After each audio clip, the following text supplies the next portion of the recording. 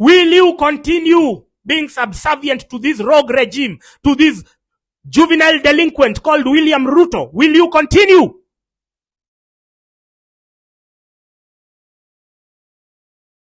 Rise up, Kenyan women, across all economic classes.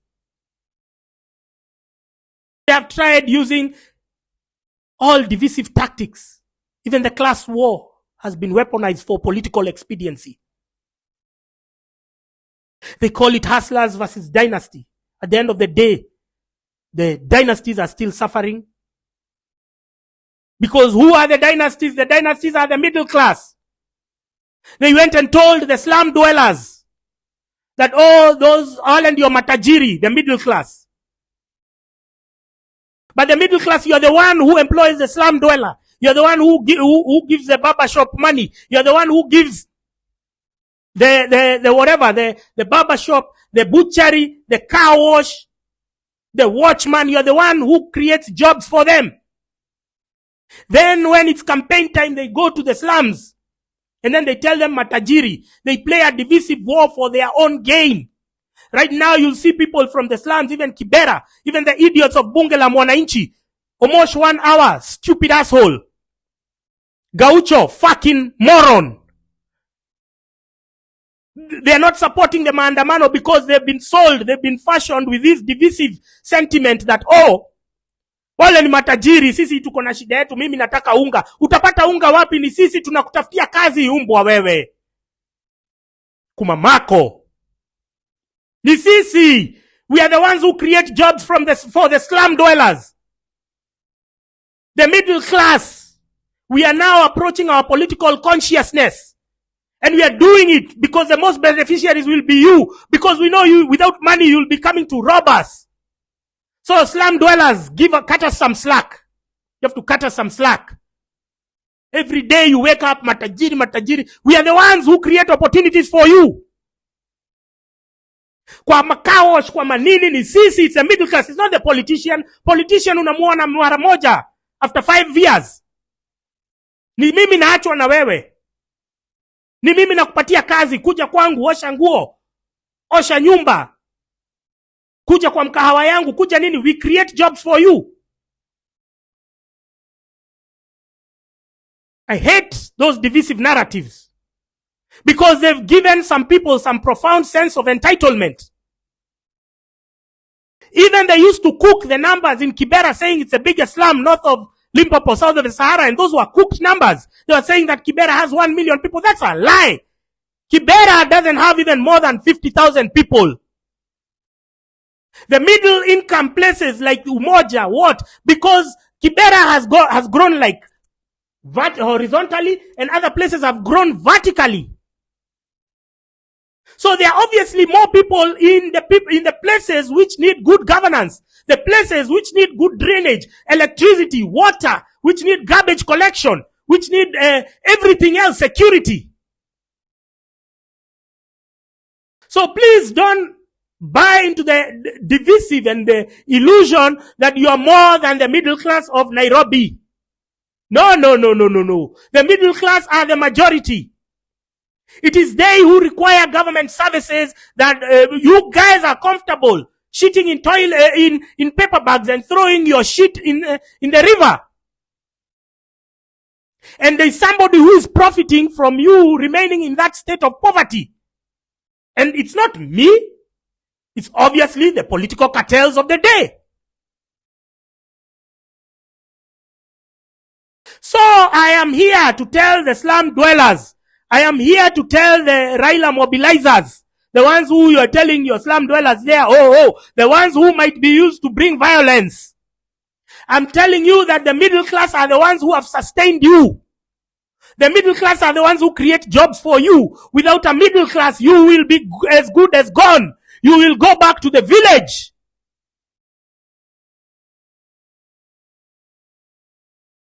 You'll be singing almost 1 hour. Wacha hiyo kiburi uko nayo mkiwa na gaucho hapo. The middle class, we are the people who have sustained you in Nairobi.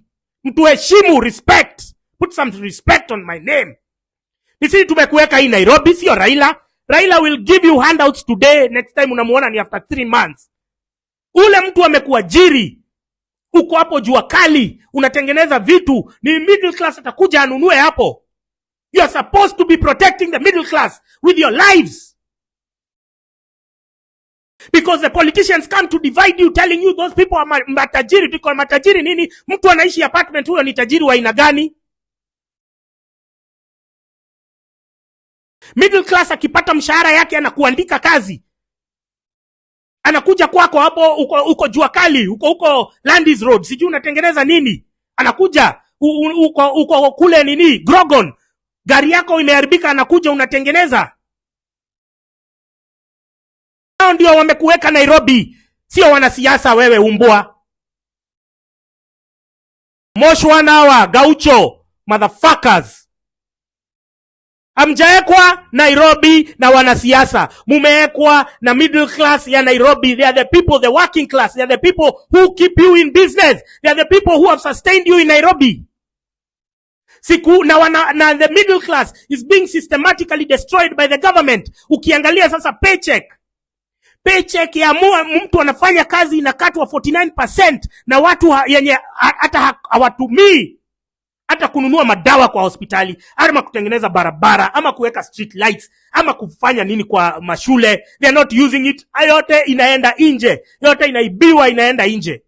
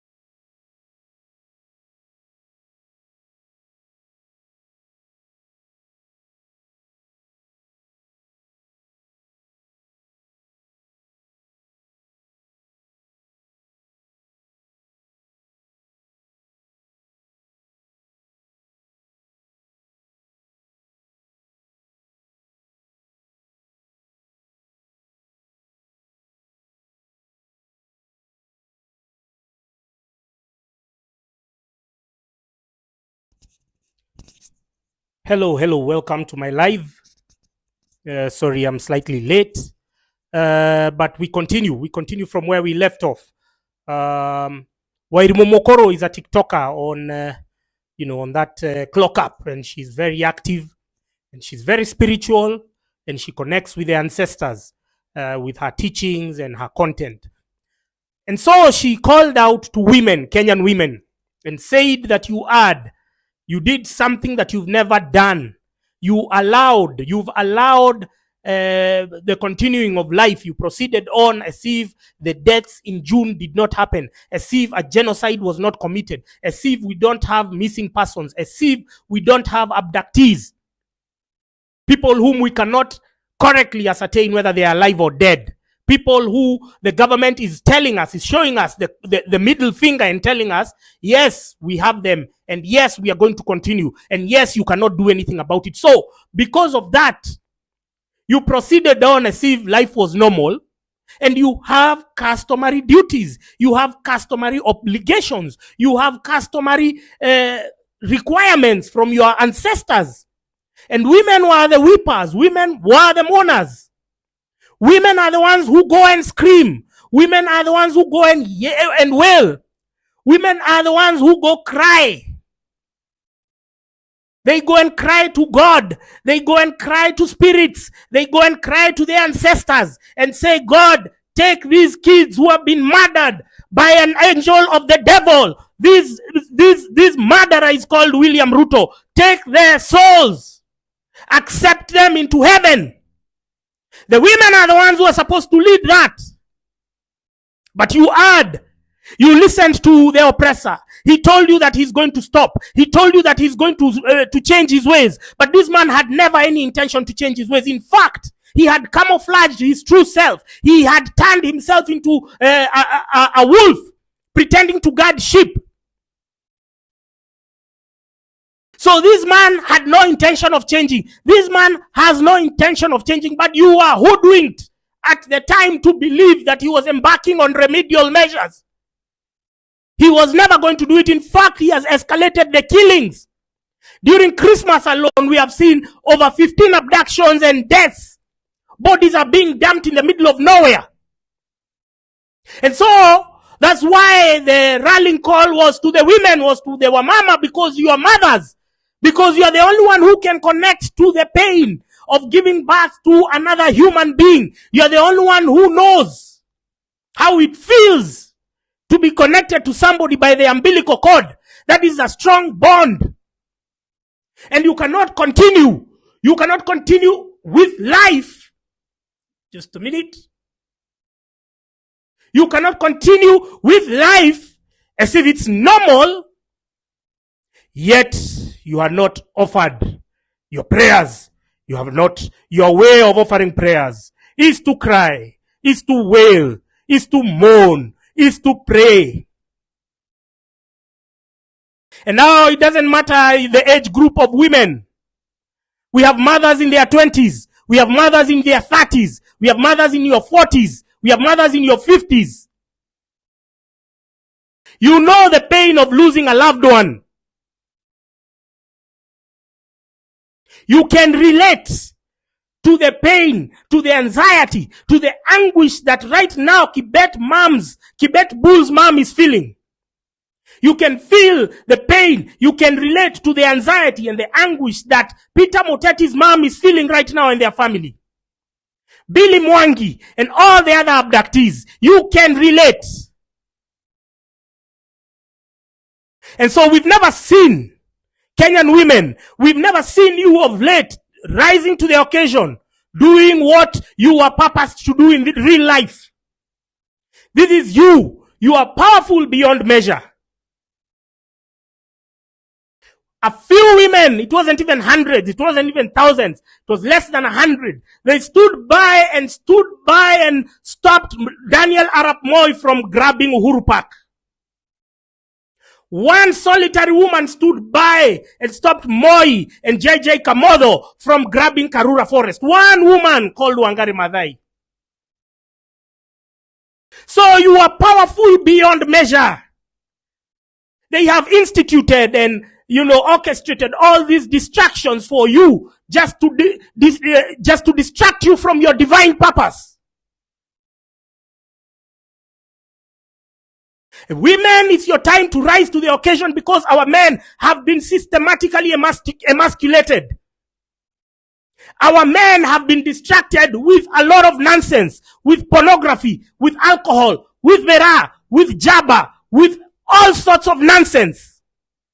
And so even them, they are unable to exploit their full potential.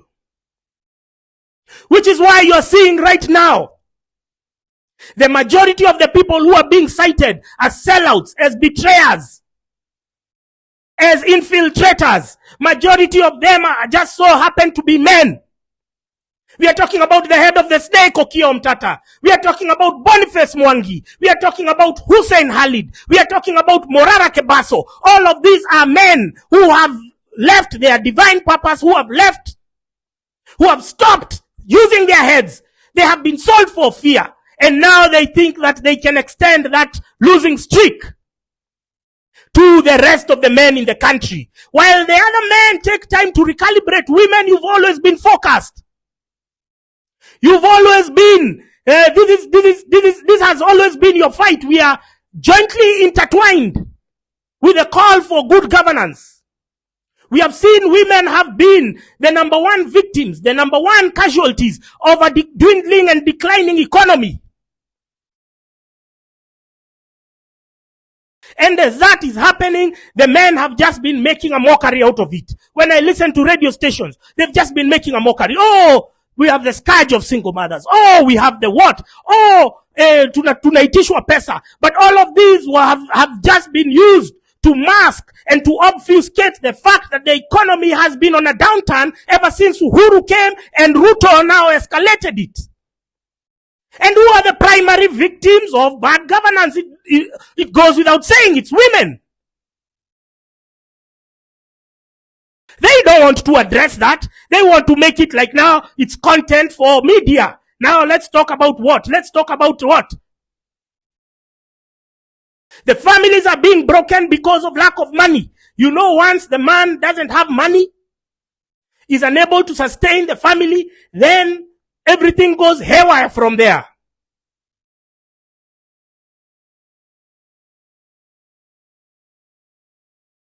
Nobody wants to address or the political establishment to take responsibility for hemorrhaging and diminishing and, finishing all the opportunities for the men, leading to broken homes, leading to the same scourge that is now fodder for media and content creators. Oh, that we have an explosion of single mothers. Nobody wants to identify the real source of these problems. Everyone wants to make a mockery. Everyone wants to make a joke of it, which is now, I'm telling you, women have traveled to all the worst countries that you may imagine. And the number one sign of a failing economy is nothing else than the lack of opportunities for women. And we go to places where there are no women. They enjoy the privileges and the enjoyments and the freedoms that you have in Kenya or you've been enjoying are not necessarily available in every other country. That you can buy your own car, you can live in your own apartment. There are other places where those things are not common. Those things are not even possible. There are places where you go where, if you just need to look at the index of the countries which have been banned by UAE from people getting visas on arrival or applying for visas online. You just need to look. You'll see Uganda, you'll see Rwanda, you'll see Burundi. They won't tell you officially, but the real reason is that women have been running away to that country but in pursuit of greener pastures and end up settling for jobs like prostitution and whatnot. We don't want Kenyan women to head that way. Of course, there are these people in the pinnacle of in the apex of the political establishment. They love that they have money and they can get any woman that they want. And then they send other women to come and antagonize their fellow women, pretending that they are doing any better. But we know what is happening behind the scenes. And we don't want our country to go to sleep in that direction. So this fight is not for me. It's for everyone. Shared prosperity. Empowered women is an empowered economy. They have come and depreciated and diminished any opportunity for anyone to make money. And that axe, while it is targeting X number of people, it is also targeting our women in equal measure.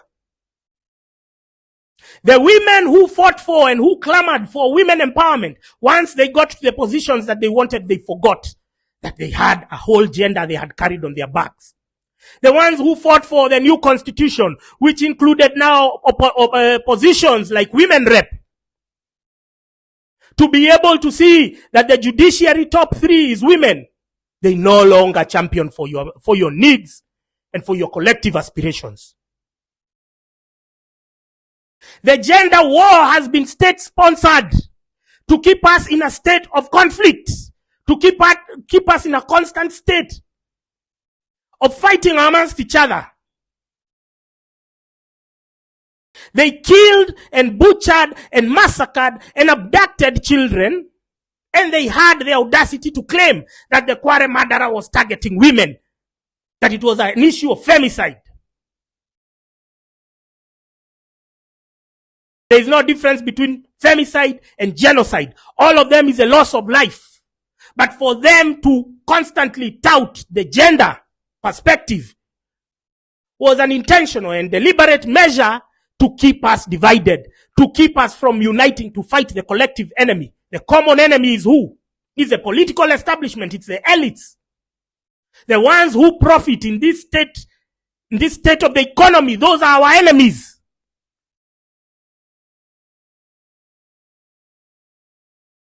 We find ourselves in such circumstances, not because we wanted, but because we have allowed it.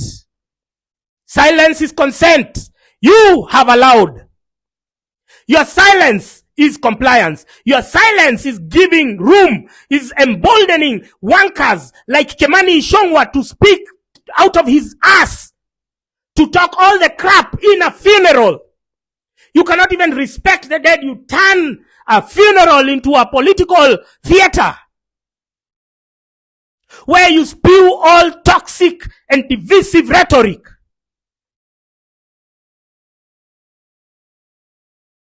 And then you've staged, there's live TV, and then there's all these propagandists who chop.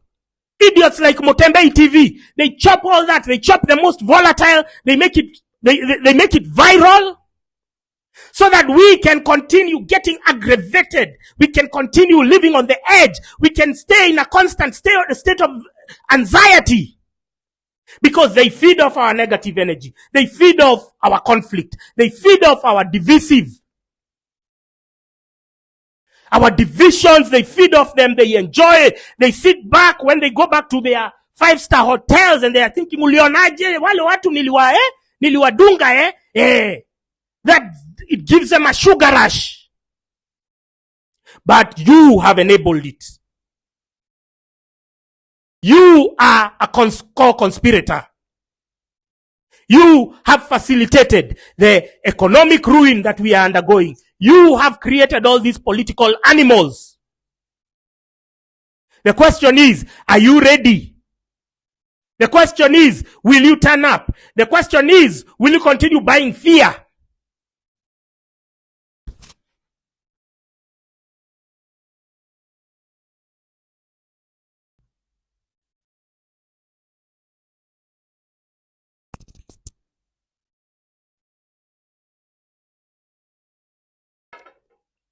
Will you continue? You're already broke, but you're buying fear from scaremongers, from the political establishment. We have already declared that Monday, 6 January is a public holiday. We have already declared, we have circulated a gazette notice.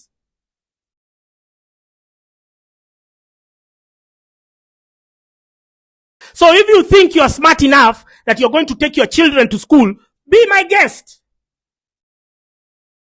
You're so desperate to take your children to school to learn in a flawed curriculum, where even money for capitation has not been wired, has not been availed, where even teachers, we don't know whether they are going to have salaries, but you're so keen on sending your children to school because you think they are a burden. If you want to take them to school, be my guest. If you want to open your business, you have seen in today's nation, they are saying Maina Jenga is a dog of war. Maina Jenga has been running Matatu cartels, has been running the goons, has been cited, mentioned adversely in the ICC reports because of his perpetrating of genocide. He has been brought specifically to loot, to vandalize your businesses. Now, if with that glaring evidence, you can see the evidence on your table. You can see the newspaper. They are saying that Maina Jenga has been co-opted into the government.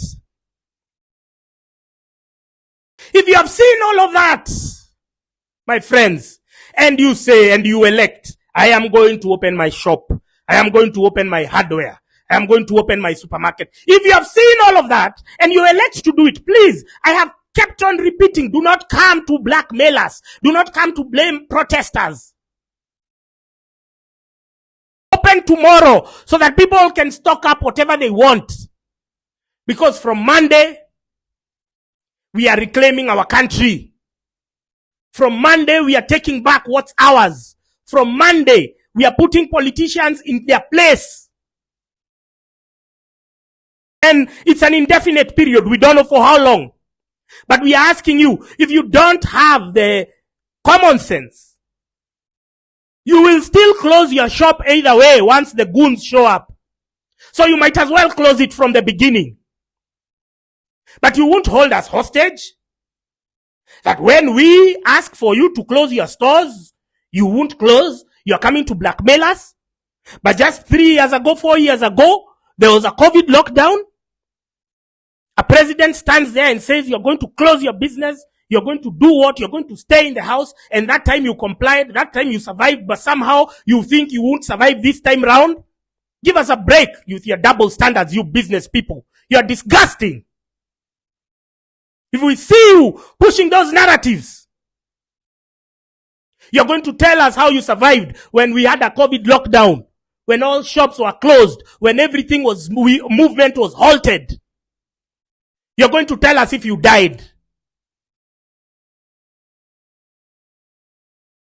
But we will not be held back by your pursuit for money. You make money all the time. But we call for a sacrifice because you should be responsible corporate citizens, however big or small your outfit is. You should understand that these are your clients, these are your potential customers. They are saying they don't like the trajectory that the economy is taking. Who are you to open your store?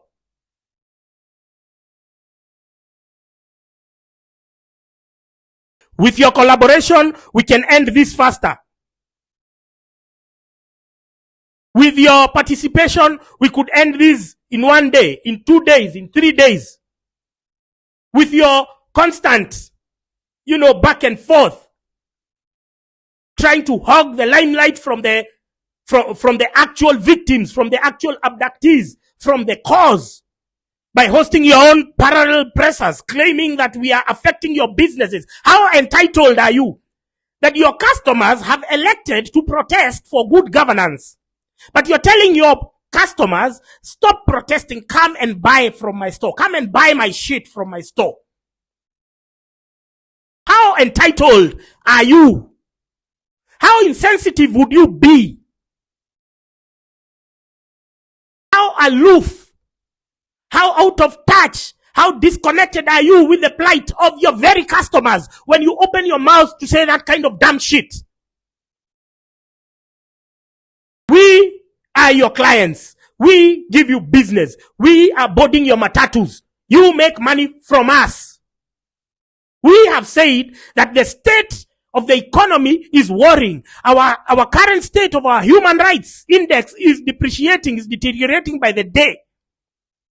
We are seeing suspicious deaths. We have seen Roslyn Odede, the chairperson of Kenya National Human Rights Commission.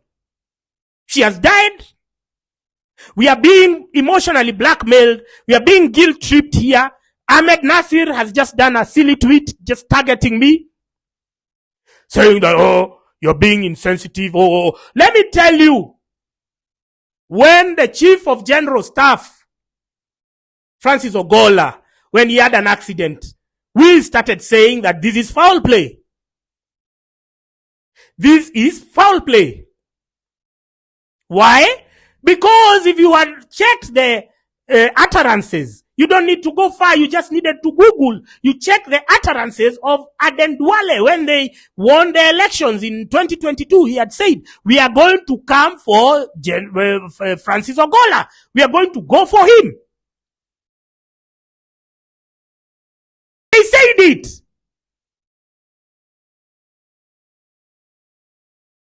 It's not, we are not cooking stories. Our memory is just fresh. And I told you, we refuse to unsee glaring evidence. If the evidence has brought itself there, why would I unsee it? Why would I pretend that it doesn't exist? So if Aden Duale said that with his own mouth that they are going to kill Chief of General Staff Francis Ogola, who am I to dispute him? Who am I to doubt him? Who am I to underestimate him? And at the time that Ogola died, Aden Duale was the Minister of Defense. He was directly in charge of that docket. And 2 years earlier, it's even less than 2 years, 2 years earlier, he had declared that we are going to finish Chief of General Staff Ogola. Now, with that kind of glaring evidence, why would I tweet, rest in peace, it was an accident? I'm not a stupid idiot. I'm like, this is murder. This is premeditated. We have the evidence. We have the utterances. Why would I say, oh, sorry, may he rest in peace? Let God's will be done. Let God's will be done. No! It was an assassination. And the evidence was on the table.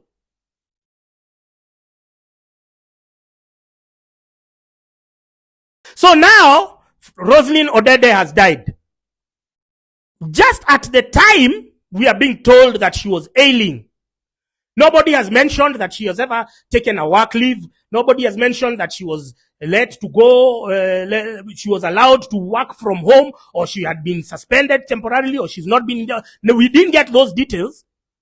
But me, I use my deductive reasoning to understand that she has been in the thick of things. She has been announcing how many people have died. That information has been cited by international media. They've been quoting Kenya human rights numbers. They have said 80 Kenyans or 70 Kenyans were killed during the June protests. Another 100 or 200 have been reported missing. Kenya human rights have been doing that. Those informations, once they get there, they are hurting the government's image. Because don't forget, these are fraudulent government that wants to hoodwink the donors and buy as much time as possible so as to continue with the winning streak. The winning streak is what? Stealing 2 billion shillings daily. Doing phantom deals like their Danny contract. And so when Rosalyn Odede dies, at a time when we've been talking about agencies which should be filing reports to the International Criminal Court about the war crimes perpetrated by William Ruto and his fucked up government, me, I look like that. I'm like, me, I don't believe in coincidences. Sorry. Pardon me. Pardon me. I don't believe in mainstream narratives and I don't buy coincidences. Rosalyn Odede has died just as the Kenya Human Rights Commission was in the middle of continuing their audit of the missing persons, of the dead persons. And she dies. And you seem to think that's a coincidence? If you think that's a coincidence, then you also believe that General Francis Ogola's plane helicopter crash was an accident. Somehow the helicopter that he normally uses was dysfunctional or it was being used elsewhere. Somehow. By sheer coincidence. Because we are all about coincidences, right? And so he's forced to use a Huey, a rundown Huey helicopter. And in the mission that he was going, he was sent there by the appointing authority. He was told, go look for, I don't know, they were going to schools, they were inspecting schools that KDF had done. So you are literally being set up.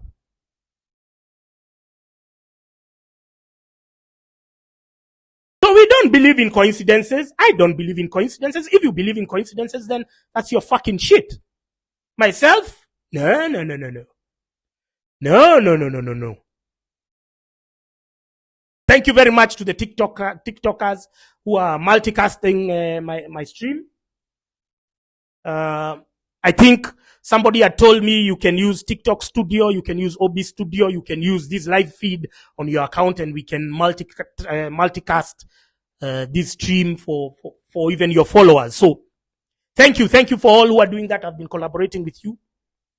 Thank you for everyone who is DMing me. I got a very funny DM that there is this car KCG 089A. It's a Pro Box. It's a white pro box which has been registered to Catherine Kalaju. That's the car that abducted Billy Mwangi.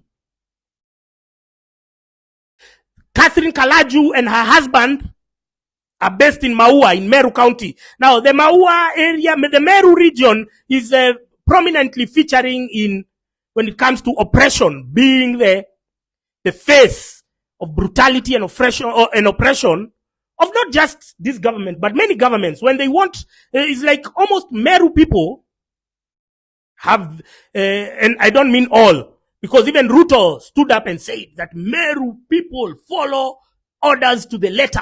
If you want to have somebody to do something for you, get a Meru person around you. Ruto said it. The problem with you people is you don't take mental notes of these off the cuff comments, because that's where the juice is. That's where the evidence is.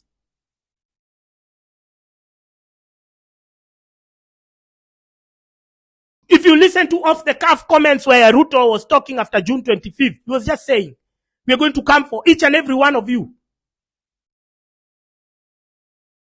So those who are smart took protective measures. You removed your SIM cards, you changed your locations, you did that. Those simple measures for a stretched security apparatus, they are important.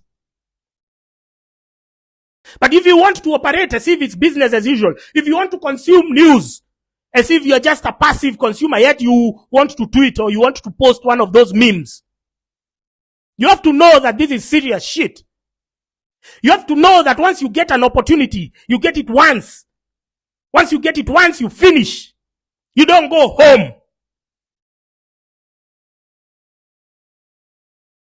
That Boniface Mwangi was able to herd you like goats, taking you back to the slaughter. That you people still second guess yourselves. That even Githurai people were on the streets on December 31st and you could not even mobilize yourselves to walk to CBD. That lethargy is not by coincidence. It's by the media you've been consuming, by the fear you've been buying with your coins.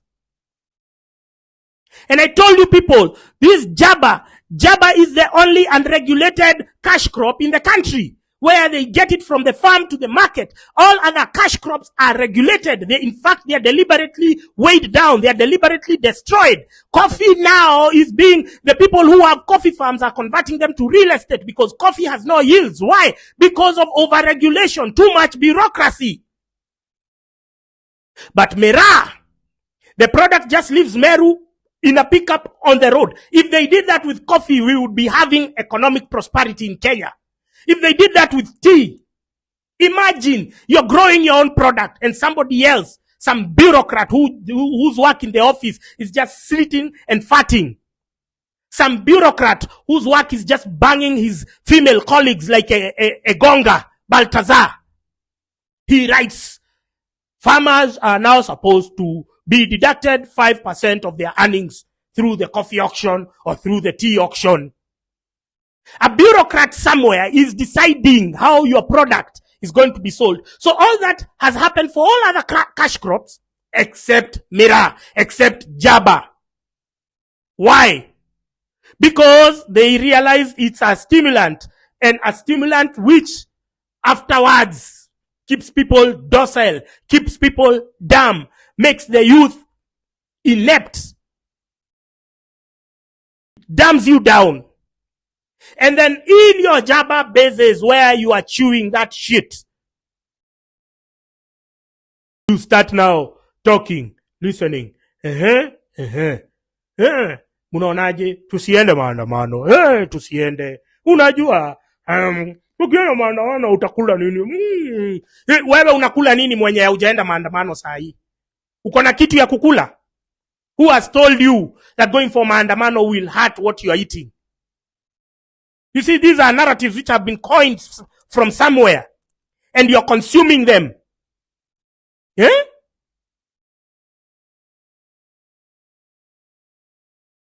You're consuming them like an idiot.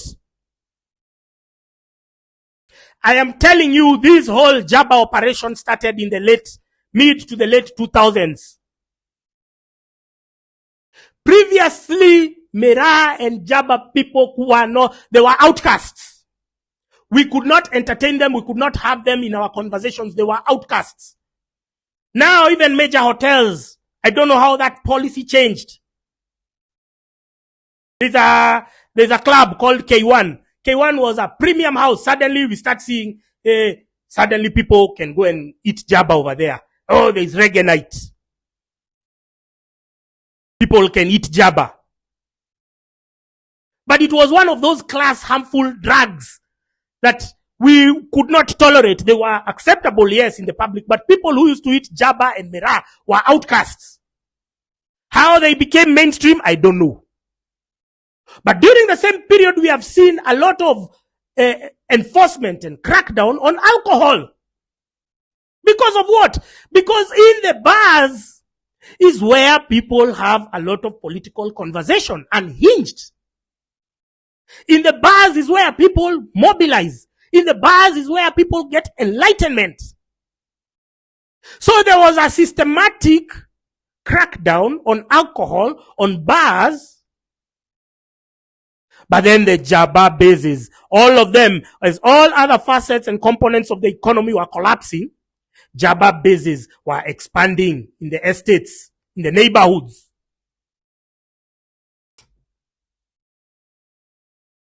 Somehow all the bars, even the high-end bars, they started being lenient with Jaba consumers. Suddenly reggae music, and I told you reggae music is another avenue of desensitizing the population because they come and evangelize you against your will. When you go to a reggae night, and then you hear a song, Elijah shall wash away all the tears from my eyes. In times and the storms and the tides are rising high, we know we shall live, we know we'll survive. Jah shall wash away all the tears. Jah is washing away your tears. How? You will wash away your tears. You will work your way up. You will rise up from the ashes like the proverbial phoenix. You will not depend on imaginary and stupid songs like those ones to damn you down. You're going to lift yourself up from this morass, from this decay, from this political oblivion that we have been cast to by the politicians. You have to see the accessories that they are using to damn you down. You have to see the fear that they are using to scaremonger you. You have to stop buying it. You have to rise up. You useless bastards. So, it started, now it escalated with the Uhuru era. They started with bringing alcohol. And they started with a narrative. They got this idiot called Emmanuel Juma. They got this Evelyn Wamboi who used to be in Citizen. They go stand there where there is an alcohol roadblock. They stand there, they are filming. And then they get the guy, they are shooting their videos over there. They get the guy and then all of you see that and you're scared. You don't want to go and drink again. What narrative did they use? Oh, alcohol is causing accidents. Drunk driving is causing accidents. Remember, we have seen the numbers. We are not people, we are not passive consumers of news. We don't watch Gathering Media. We don't read Gathering Media bullshit because we know Gathering Media has been bought. Gathering Media is an extension, is an accessory of the state. And we did the numbers and I want to challenge you to Google it at your own free time. There were more accidents between 2020 and 2021 when we were fully locked down. There was no movements and the bars were closed. There were still more accidents then than 2019 when there was no lockdown. In fact, the rate of increase of accidents between 2020 and 2021 is higher than 2022 to 2023 and 2023 to 2024. So were we drinking alcohol were we driving during the COVID period? No. Were we even driving? You had to get special permits. We were limited in our movements. So alcohol has never been the cause of bad accidents, road accidents. The cause of road accidents has always been poor road design. These guys, the contractors and entrepreneurs, they leave the road half done. They leave stones in the middle of nowhere. They don't mark the road. They don't put reflectors. You're just driving like this. A bump pops out of nowhere. You find yourself flying. There's no drainage. Rironi, the ABC place to Rironi, that stretch alone, it is dark. It is always under construction. Has been in that state for 10 years. 10 fucking years. But they have sold you the lie that alcohol is the problem. Oh, they got the MPs. They got the MPs. You remember when Uhuru now called religious leaders and then called MPs from Mount Kenya and said, I want all bars closed. I'm telling you, the MPs were literally rocking up to your bar, to your wines and spirit and had it closed. Did they do that to the Mera places? Did they do that to the Jaba places? Ebu jiulize hiyo swali wewe umbwa.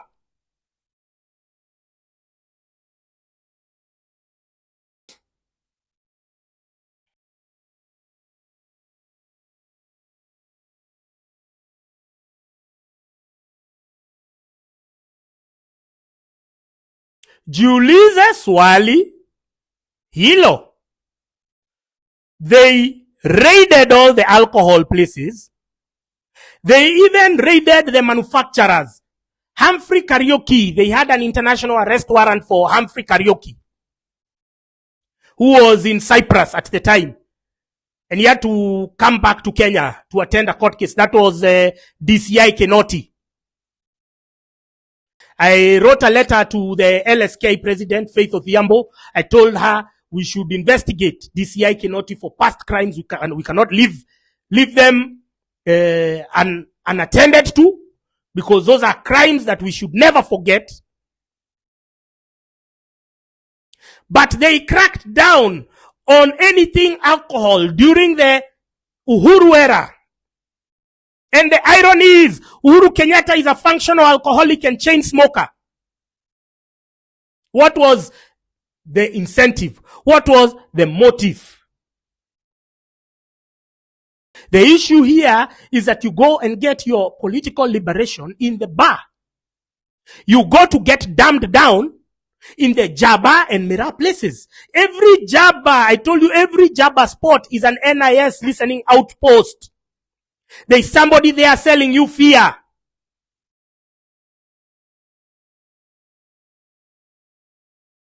Kuna mtu hapo amewekwa. His work is to de-escalate. Once aniona mioto zimepanda, their work is to de-escalate.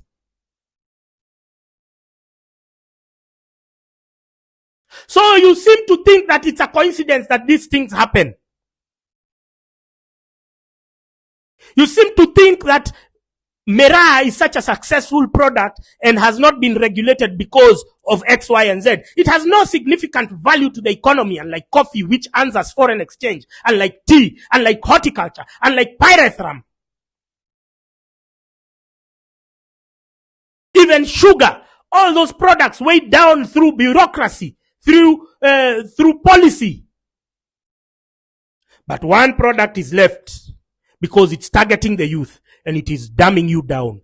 Once you're getting intoxicated, because they know the process is a long period. You can even take 9 hours as you're chewing that shit. During those 9 hours, you have to be fed with information. Now there is somebody planted in your Jaba base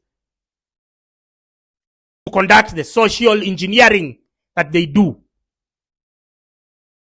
to infect your cerebrum with propaganda, state-sponsored propaganda.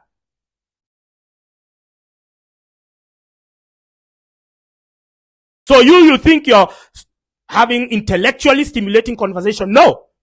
Your cerebrum is being infected. They realize, why should we kill? And if you look even in the 80s, in the 70s and the 80s, when they realized that they could suppress the black neighborhoods in America with stuff like cocaine and what, they turned a blind eye. Let's push this shit there. Because if these guys, if we don't suppress them, if they decide to wake up, they can realize their strength. They can maximize their potential, and they can marshal their political clout either through the streets or through the ballot.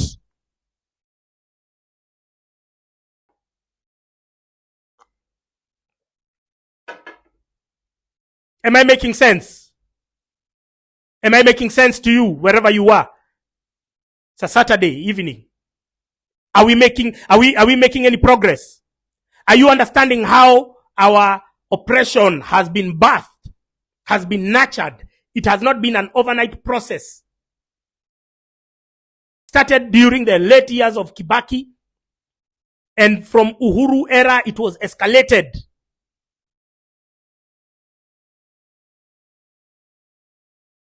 They got the churches on board. They got the media on board. Everyone was just saying alcohol, alcohol, alcohol. But no problem. If you're gonna ban alcohol in Kenya, if you're gonna ban alcohol here, then what you do is give us roads. Saudi Arabia, they don't take alcohol there. It's extremely prohibited. But they have roads, they have what? They have everything. Free hospital, university, school, everything is there. So if you're gonna ban this shit, then give me what Saudi Arabians have. Give me what Emiratis have. Give me what Kuwaitis have. But stop trying to impose first world war laws in a third world country.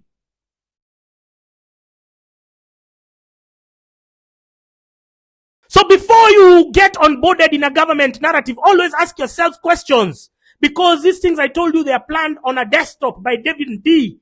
and Itumbi. They sit down and then they know who to send to speak what they want.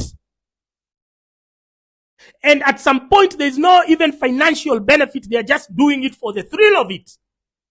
It's almost like Boniface Mwangi and these sellouts.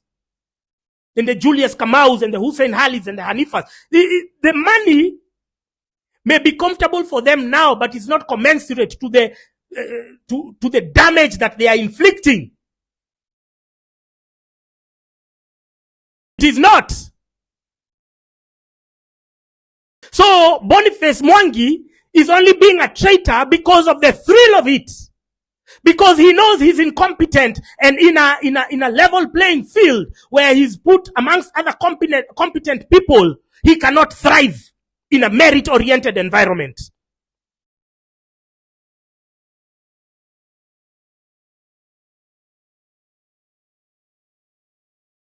And so, profiting at a time, at such awful periods of our history, and you find yourself making it, is only because you can go and suck William Ruto's dick.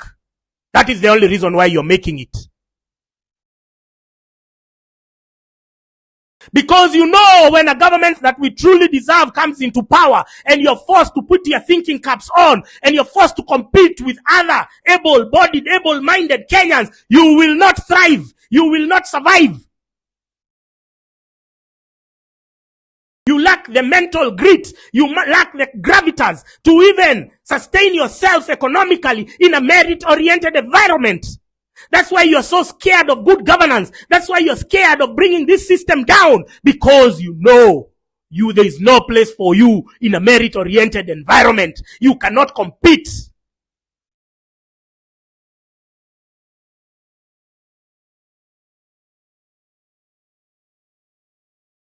You cannot make it in a merit-oriented environment. That's why defending William Ruto is such a beautiful prospect for you.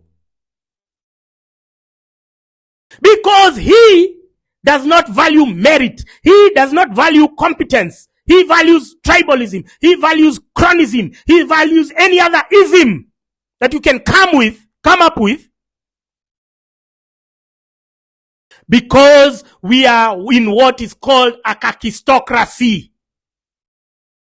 Kakistocracy. It is a government of the worst being led by the worst of the crop, bottom of the barrel.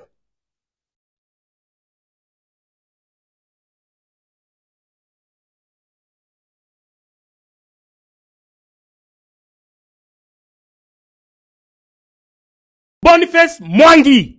He's an idiot. You hear him talking. There's no intellect in his speech, in his discourse, in his anything. He has never said anything poignant, anything worth remembering, anything inspiring. I have never even quoted any of his speech anywhere because I don't even remember anything he says. But the prospect of a William Ruto presidency is entertaining to him, because that's the only place he can thrive. In a merit-oriented environment, Boniface Mwangi will be condemned to the dungeons and the annals of history. We will forget that such a character existed because activism will not exist. Activism exists in places where bad governance has been orchestrated, has been engineered. And I told you we have something called planned poverty. And so they create a semblance of democracy by propping up these characters, these clowns who are masquerading as activists, who we are even telling them that we don't want you to come on Monday. They are still insisting we are going to come. Why do you want to come if not to ruin the protest, if not to divert attention from our protest, from the cause, from Quebec Bull, from the abductees? Why the fuck do you want to come?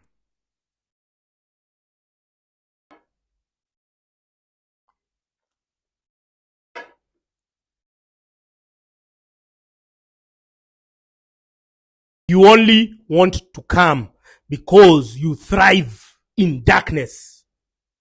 You only want to come because activism is not a career. Activism has no form. You know, activism is only thrives when there is bad governance. Once good governance comes, then there will be no use for you idiots. There will be no use for Okiya Omtatah. Okiya Omtatah has made a career for going to court to challenge government high-handedness, government excesses, government largesse. If good governance exists, if we have a government for the people, by the people, do we need Okiya Omtatah to go to court? If we have a people who follow the law, who follow the constitution, who embark on public participation, who create the democratic space and economic environment for everyone to thrive, if we have shared prosperity, do we need Okiya Omtatah? So why are you foisting him? Why are you foisting a character who has made a career from purporting to solve man-made problems? Why? It's not like Okiya Omtatah is an inventor. It's not like he's an innovator. It's not like all these fucking activists are innovators or inventors. But they exploit a loophole. The loophole is left. They are allowed to file those constitutional petitions challenging the government, emerging as heroes. Why don't you see it as a broader script? So that when the government needs to activate them, when the government needs to tell them, no, go and infiltrate that protest, go and bring us Quebec Bull, we want him alive so that we can go and skin him dead. Why don't you see it as a broader scheme by the government to suppress the movement, to suppress the protest? What happened in June 25th? Boniface Mwangi was able to commandeer all of you like a bunch of livestock to leave CBD, and it was done under the guise of that you're going for your safety. Staying in town will lead to I don't know what. And you went to your homes, and that's where you were being set up. Why don't you see it that Boniface Mwangi was in coordination with the security agencies who came to hunt you in your estates, in your homes? Why don't you see it that he was on the table when they were planning to switch off Safaricom so that you can be slaughtered, you can be butchered, and your bodies can be thrown in quite a damn site? Why don't you see it that way? Why must you see these people, your oppressors, the accessories of your oppression? Why must you see them as your liberators? They have been doing activism for 15 years. We know solid gains with nothing tangible to show us.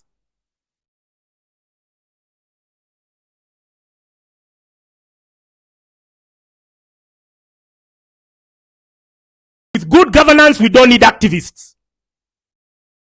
Go to Sweden. You'll see the kind of activism there is very passive, is very, on issues. They're not doing activism for food, for the right to access to healthcare. As we are there, we are at the lowest.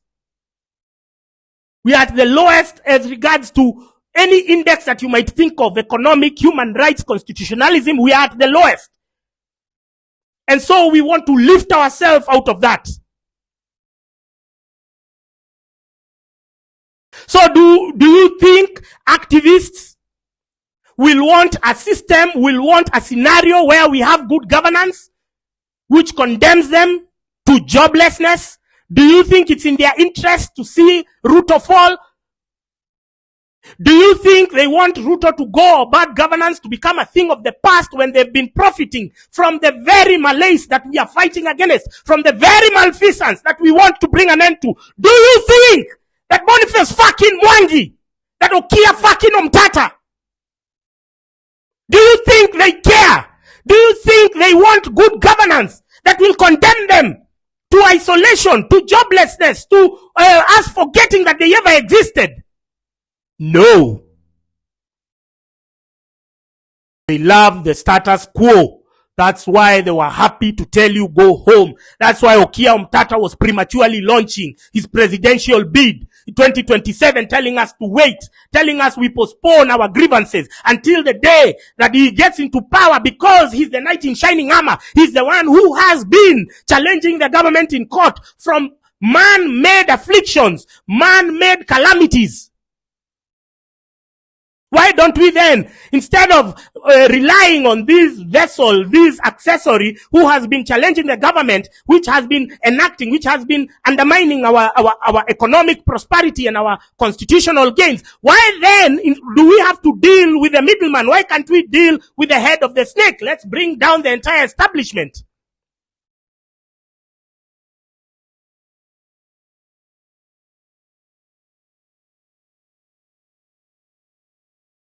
It's been one hell of a journey.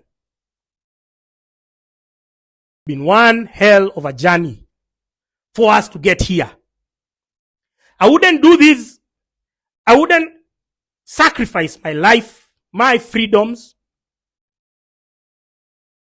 if I didn't see any progress.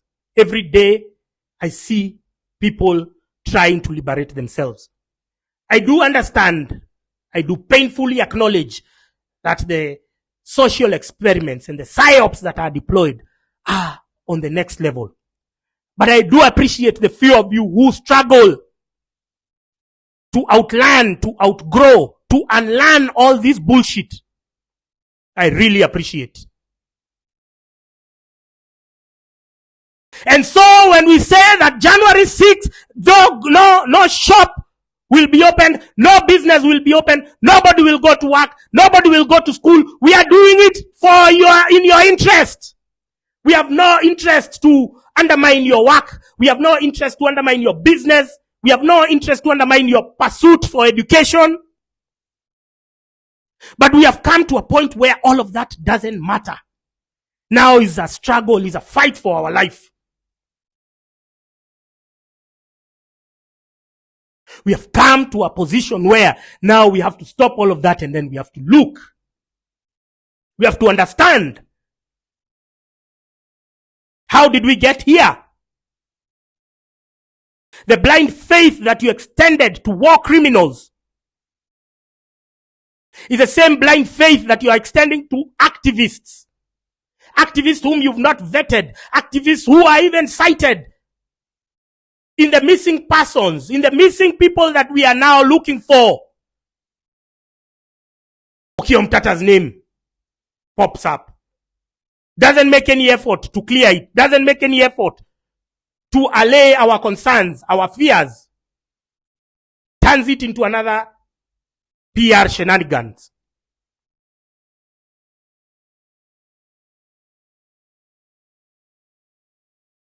So with the possibility, sorry, first of all.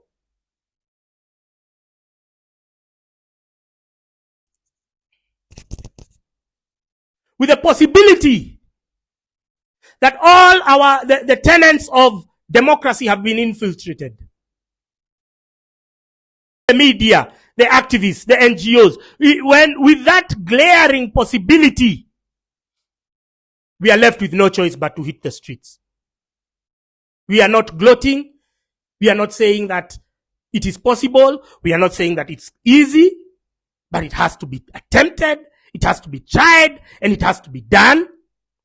And the sooner that you understand that you have to sacrifice for your future, the better it will be for all of us.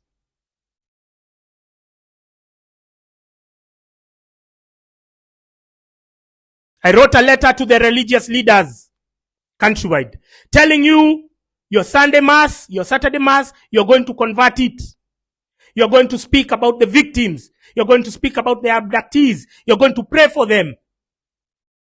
That's not just enough. You're going to also appear on the streets. Religious leaders, we need you fully dressed up with the protesters in the streets. You have to join us.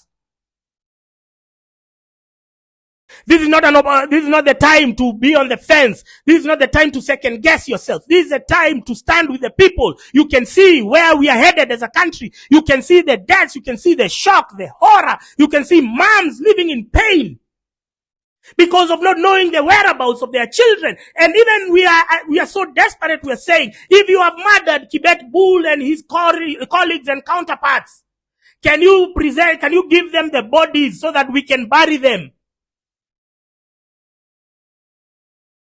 So the religious leaders, tomorrow Sunday, you are not to sell fear to your congregants. You are supposed to mobilize them. You are supposed to encourage them to go for protest, to embark on their own civic process, civic awareness, civic participation. All of those go hand in hand with the gospel that you preach. So you are welcome to join the protesters.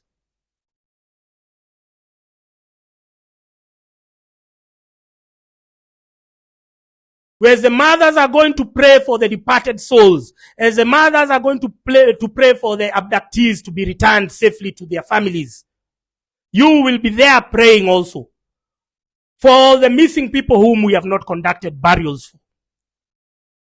For the people whose bodies are lying in different mortuaries around the country, whose families are still in anguish. They're trying to trace them. Religious leaders, there is no better time to rise to the occasion than now.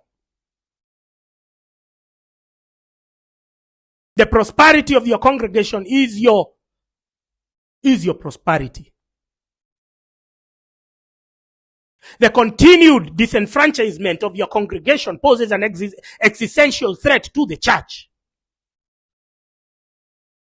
So it's in your best interest to be on the streets. From Monday, 6 January.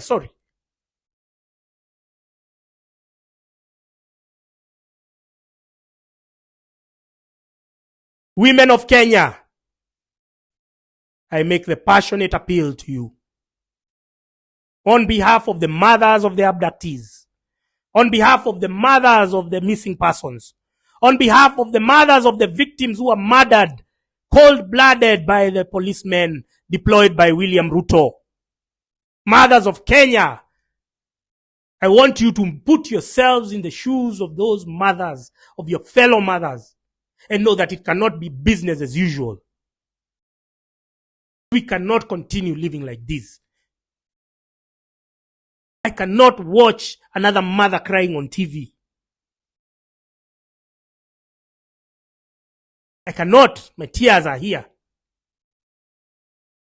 I cannot watch another mother crying on TV. We do this because of an abundant love for our country.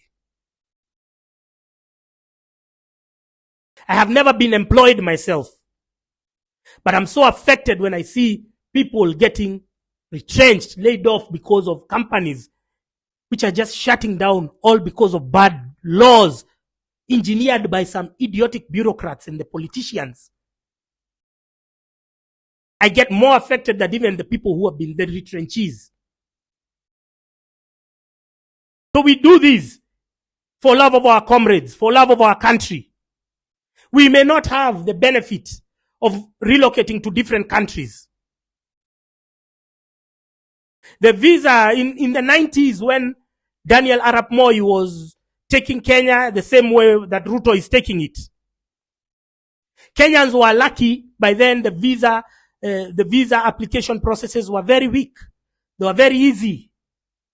In some places, even going to England, you didn't need a visa. You just walk to the airport, buy your ticket, and so many went and relocated. But now we are hampered. We are hamstrung. We cannot go to those embassies to apply for visas. We cannot go anywhere. So we are stuck in this shithole country called Kenya. So what do you do when you're faced with that reality? You fight. You don't sleep. You don't pray. You fight. We are many. We are the majority. All the numbers are stacked against them. We know where they live. We know all their businesses. We know all their investments. Why would you stay at home? Because this activist has not told you, no. At this point, it's you as a person. It's you as an individual.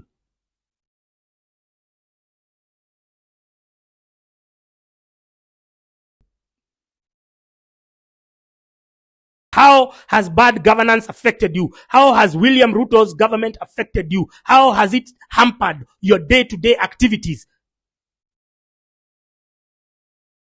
Once you answer that question, you know you need to be in the streets. You don't have to wait that, Boniface Mwangi has not tweeted, Okia Mtata has not said anything. It is their presence that comes to hemorrhage attention and resources from the genuine cause, from the victims. And they do it without any honor or shame.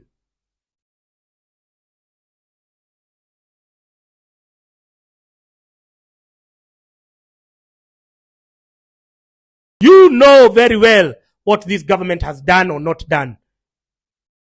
It's your duty. It's your obligation.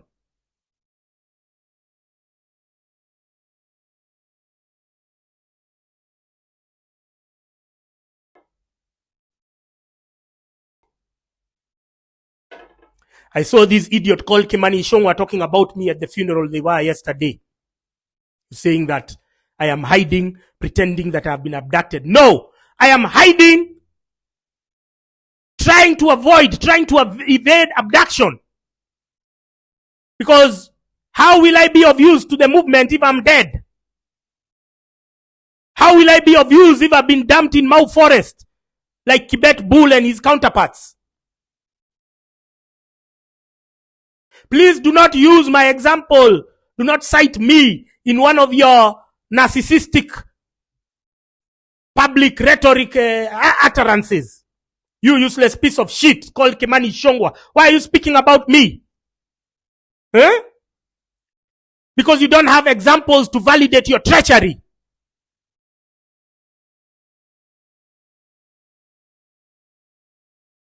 Yeah, you can only, ati wakati DCI walimuweka wanted, ndio na yeye akajitokeza akasema atajipeleka na wakili. Ati anajificha kwa sababu anataka kujifanya where did I say I was abducted? I was abducted with the first time the police broke into my house. And because I tweeted, they could not abduct me. But unfortunately for the other victims, they were got before they could alert the public. They were caught before they could alert their members of their families. Kibet Bull went to Okia Omtata's office. Okia Omtata did not tweet that his brother was missing or even Kibet Bull has been abducted. He did not tweet. Why? Because he is collaborating with William Ruto's demonic regime.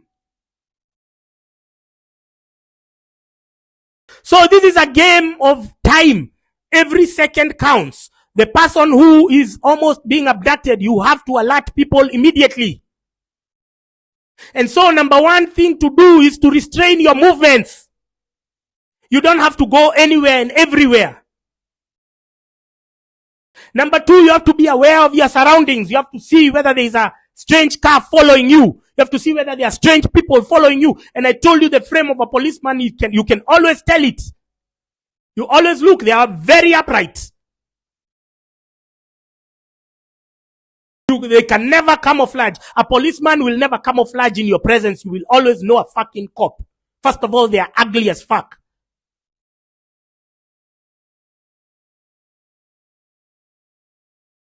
So you know your surroundings, understand your whatever. And then number 2, simple tools. Get rid of your SIM card. You can move to a friend's or a relative's house. Use Wi-Fi. You don't even, I'm not here to promote the competitors of Safaricom. No. I'm not promoting either. If you don't have a Safaricom, the better. If you can rely on Wi-Fi, you are home and dry.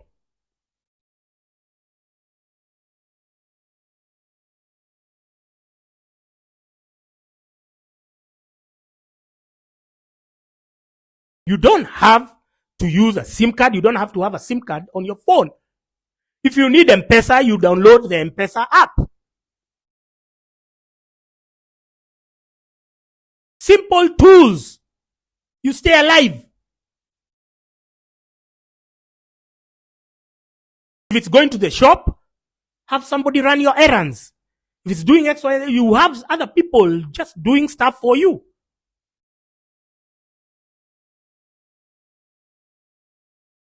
Don't have to go to the shop. If you can send a boda rider, go. I saw you guys trolling me that I'm being tracked using Glovo.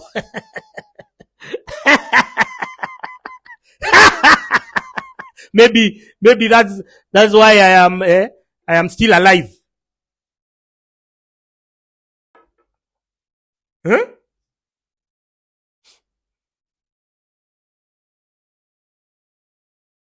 So, simple tips to stay alive.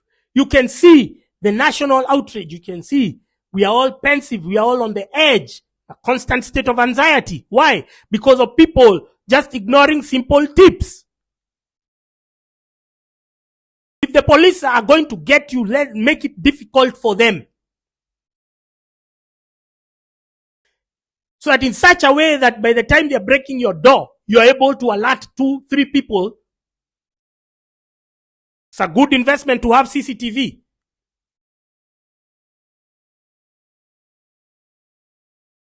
With backup, so that other people have access to it. So that if you see people with kofias coming to your house, you know these are abductors. This is Abel Rotich and his bandwagon of thugs, his bandwagon of killers.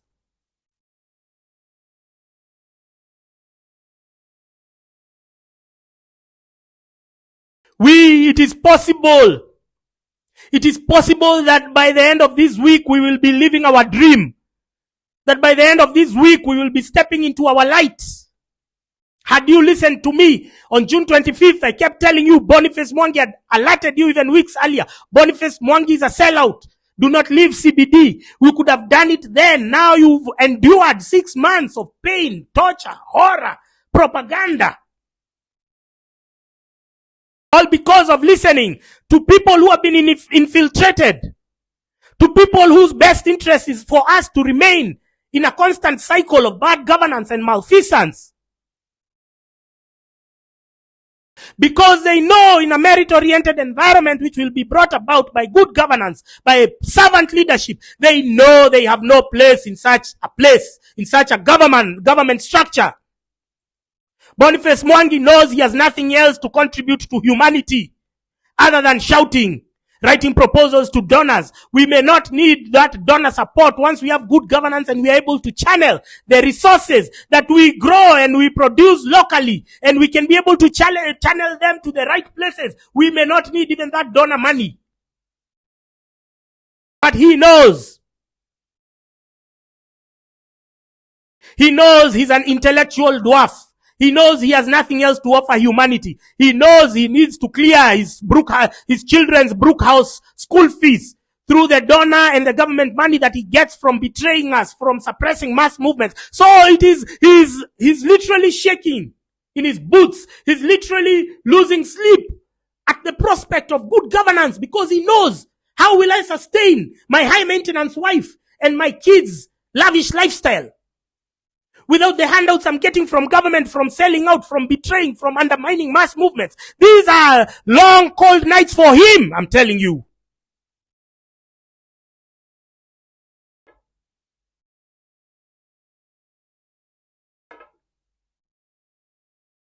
He's wondering, is this the end? Is it all of it?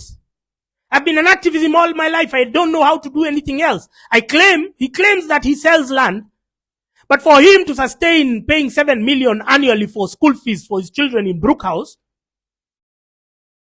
you'd need to be selling land. You'd need to be like Tattoo City or somebody, one of those big barons who are, or Saiton. Even Saiton themselves are suffering. They're on the brink, on the precipice of bankruptcy, if they are not already there. He's telling you he sells plots for sale. How many people sell plots for sale? Can they afford to take their children to Brookhouse? You seem to imagine that he can get money from selling land. That's rubbish. Don't be fed with cock and bull stories. Do the numbers. Numbers don't lie. He's shaking in his boots. Because good governance threatens cartels, threatens oligarchs, threatens the elites. And the elites are not only in one sphere. Even we have elites in the activism and NGO world. People who are now, they are very silent. Their silence is deafening.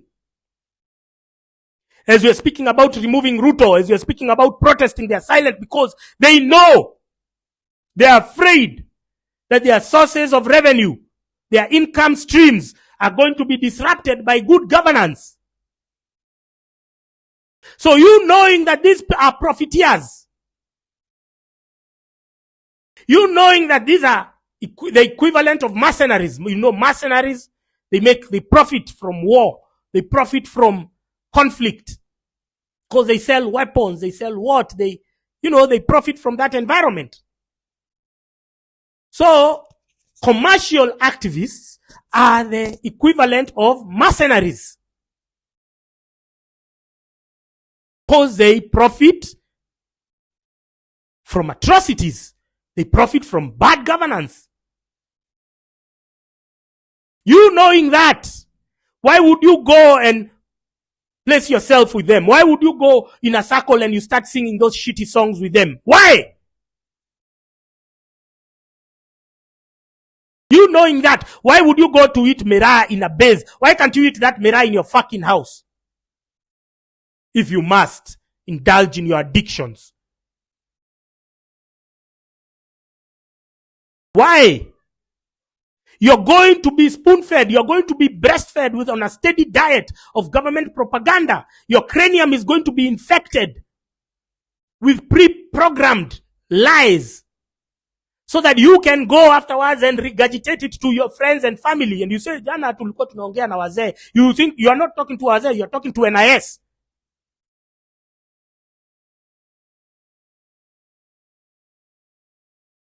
Ask yourself those questions which I've thrown at you.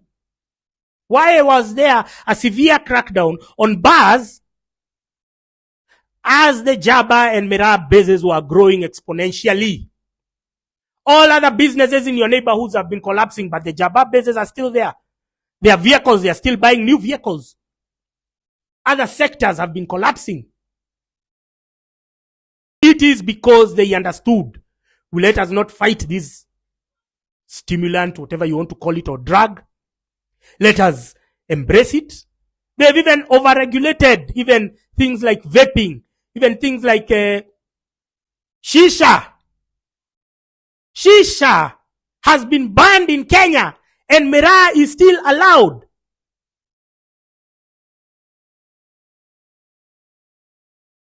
This thing that they put over here, the nicotine patch, was even banned, even it.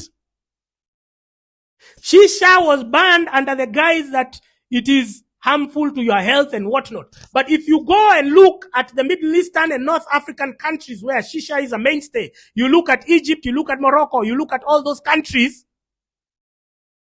you look at their life expectancy, and then you look at Kenya's, you're going to see 10 to 20 years difference. We are on the range of 52, then they are from 60s to 70s. So is shisha really a problem? No. Why did they ban it? Because they want to, because they can. So that the young people can be moved from shisha to miraa, because they have controlled the miraa infrastructure from the plant to the source, to the market.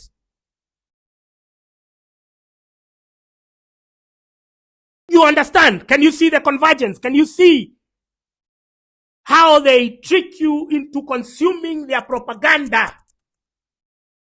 I'm not here to judge the product. I don't give a shit. Even if you are to take whatever you want, I don't give a shit about that. I'm just saying.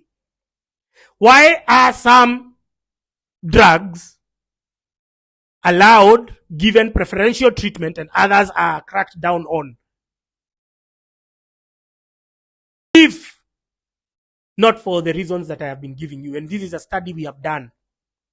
1 in every 5 ghetto youths is an NIS informant.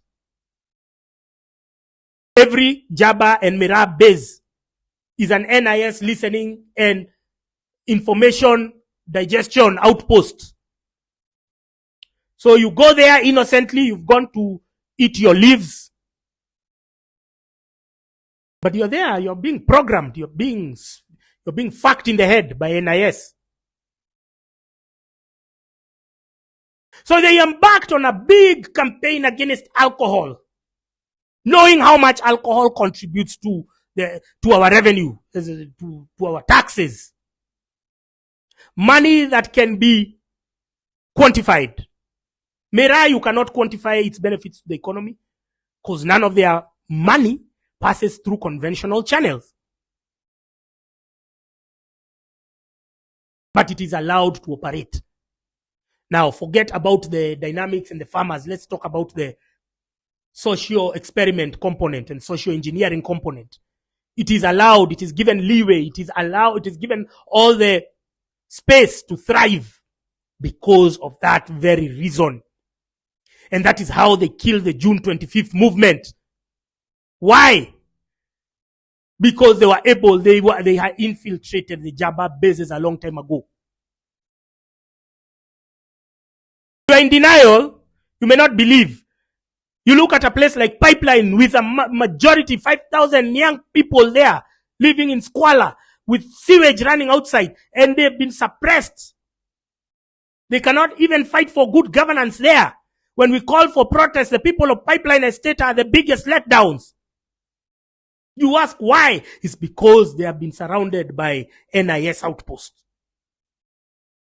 They know you're going to eat your mirror as you watch your EPL, and they know every time you're being desensitized, you're being driven away from your purpose, you're being turned into zombies, you're being zombified.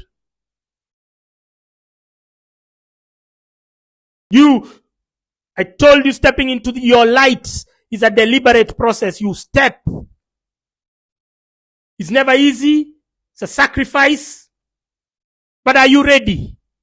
If you're not, go fuck yourself. Let those who are ready do it for you.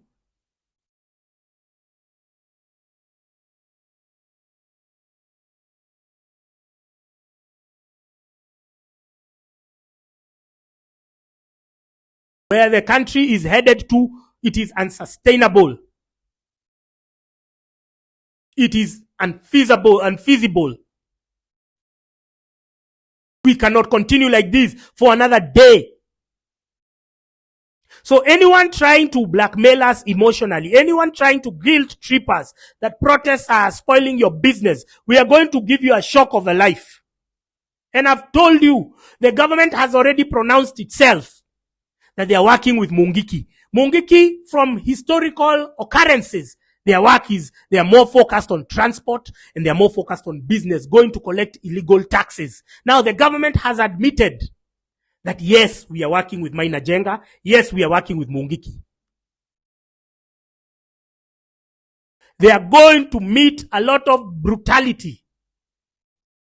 Mungiki, which is why women, you should stand firm on Monday. Mungiki, they don't like women wearing short skirts. They don't like women wearing trousers. They don't like women wearing hair, their hair without being covered. And worst of all is they encourage and call for female genital mutilation, FGM. When we had the My Dress, My Choice, it was elements of the Mungiki sect who were in control of a Matatu terminus, who saw a lady in a short skirt and then they stripped her. You need to understand how quickly we are regressing to where we have come from. For instance, we have relapsed to the Moi era within, we have gotten to 30 years ago within 2 years. So if my dress, my choice happened in 2015, we have gone back 9 years within 2 years. Mungiki now have been foisted by the government. They have been adopted, they have been embraced. They have been co-opted as an arm of the government under the guise of fighting politicians, but in essence, it is to come and limit your freedoms, limit your capacity.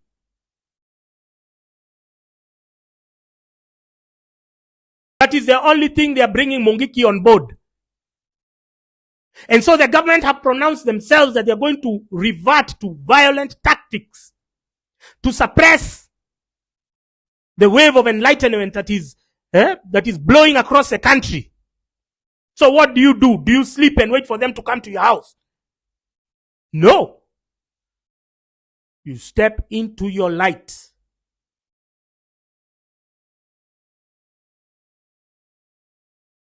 Don't wait for them. Don't wait for Mungiki to come for your businesses. Don't wait for Mungiki to come for your jobs. Don't wait for Mungiki to come for our women, barring them from wearing short skirts. Myself, if you don't have a short skirt, I cannot even look at you. Who is this who is telling you not to wear a short skirt? Who the fuck does he think he is? Me, if you don't have a short skirt, I don't even want to have relations or conversations with you.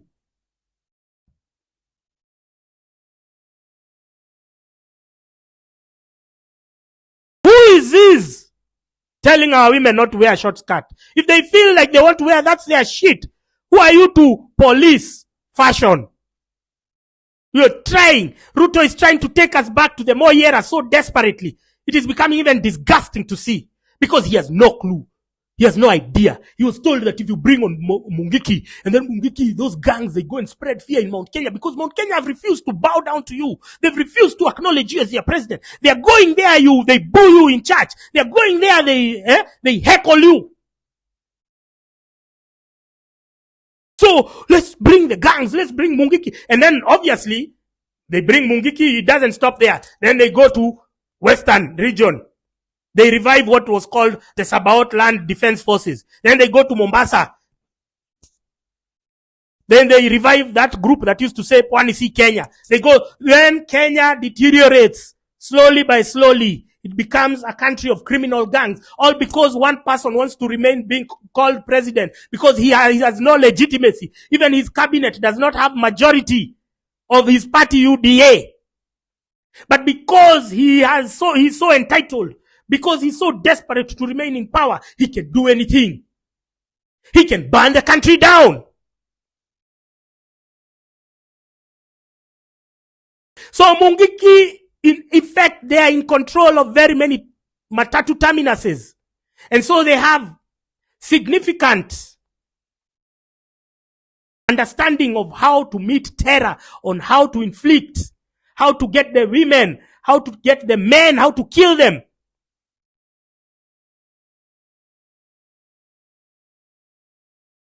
And they call him the dog of war. He's a necessary evil for any regime that is in power.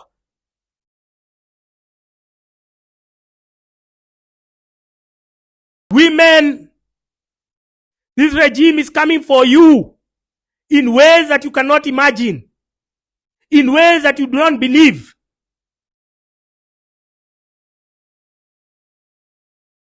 Mothers of sons, they have emasculated the boys. They have sold them fear. They have allowed this drug called Merai and Jabba to go because it complements their propaganda outreach efforts.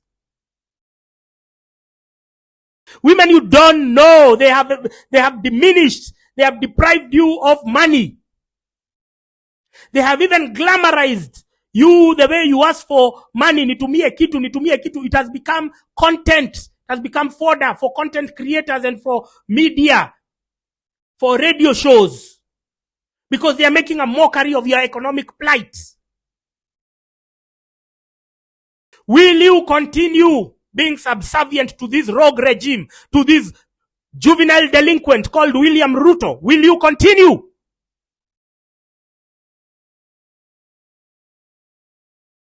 Rise up, Kenyan women, across all economic classes. They have tried using all divisive tactics. Even the class war has been weaponized for political expediency.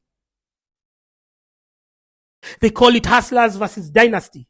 At the end of the day, the dynasties are still suffering. Because who are the dynasties? The dynasties are the middle class. They went and told the slum dwellers that, oh, those all and your matajiri, the middle class. But the middle class, you're the one who employs the slum dweller. You're the one who gives the barber shop money. You're the one who gives the barber shop, the butchery, the car wash, the watchman. You're the one who creates jobs for them. Then when it's campaign time, they go to the slums. And then they tell them matajiri. They play a divisive war for their own gain. Right now, you'll see people from the slums, even Kibera, even the idiots of Bunge la Mwananchi. Almost 1 hour, stupid asshole.